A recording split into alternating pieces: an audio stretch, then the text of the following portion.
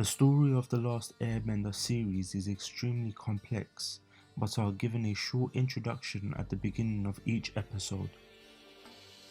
The protagonists are comprised as Aang, the hero, Sokka and Katara, which are brothers and sisters from the Water Tribe, and Toph, the blind earthbender. It is these friends that have met within the series one way or another that have the task of training the Avatar in all the elements and bring peace back to their world and defeat the Fire Nation. The story is set 100 years after the first initial war that broke out between the Fire Nation and the other elements. The fighting started because of the ambitions of the old Fire Lord Sozin, the once great king of the Fire Nation, to expand his empire, but in the process has caused years of pain and suffering. 100 years on, and his lineage are continuing this brutal campaign, and victory is near. Within this video essay, I will be dissecting one major theme seen in the entire series: the origin and philosophy of the elements. I will be clearly showing the extent that the creators have gone to for the research of such a story like this. Firstly, the origins of the elements can be found in many mystical traditions all around the world, be it alchemy, the Abrahamic religions, and secret societies. There are four cardinal directions that the archangels are responsible for: north, east, south, and west, and the culmination of these inherently natural elements form the four pillars for civilization, not only for the spirit and the higher dimensions, but also the contents of the physical world. Archangel Michael is made of fire and is responsible for assembling God's armies as seen in Revelations in the Bible.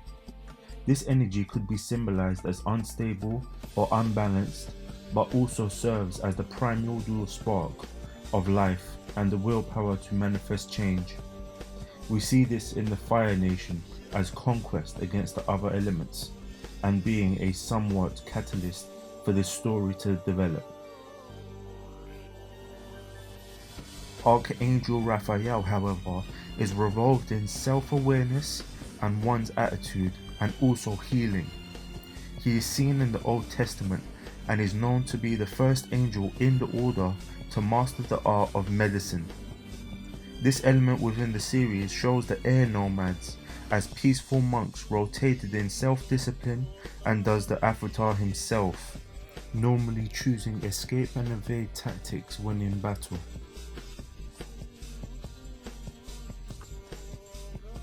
Archangel Gabriel is responsible for the deliverance of God's messages onto mankind in the Holy Quran. Likewise, he is also the element of water, symbolizing life and sustenance. And within the series, water is seen as an admirable element, even worshipping the moon, the giver and taker of the tides.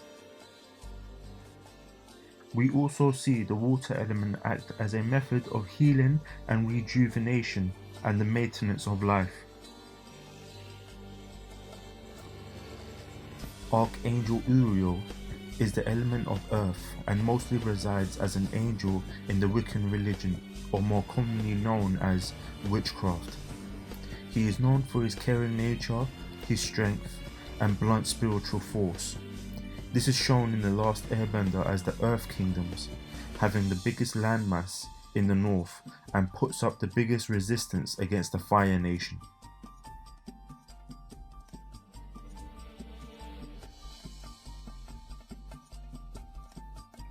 The culmination of all the elements make the Avatar who he is, having the four-part philosophy of the whole world, being the balance between the physical and spiritual realms. Fire is the element of power. The people of the Fire Nation have desire and will, and the energy and drive to achieve what they want. Earth is the element of substance. The people of the Earth Kingdom are diverse and strong. They are persistent and enduring. Air is the element of freedom. The air nomads detached themselves from worldly concerns and found peace and freedom. Water is the element of change. The people of the water tribe are capable of adapting to many things. They have a deep sense of community and love that holds them together through anything. Why are you telling me these things? It is important to draw wisdom from many different places. If we take it from only one place, it becomes rigid and stale. Understanding others, the other elements, and the other nations will help you become whole. All this four elements talk is sounding like Avatar stuff. It is the combination of the four elements in one person that makes the Avatar so powerful. In the Golden Dawn occultic tradition, we see that the four archangels being summoned to protect the individual whilst he is performing his magical duty. We also see varying differences in the ritual in other traditions, but still follows the evocation of the same four archangels and their elements. In alchemy, however, it is seen as an exacting science to be studied and learned. This wisdom should be practiced within this lifetime to truly achieve one's own harmony against all else. The four elements are also very important to the alchemist and stand as primary principles: fire, water, earth, and air.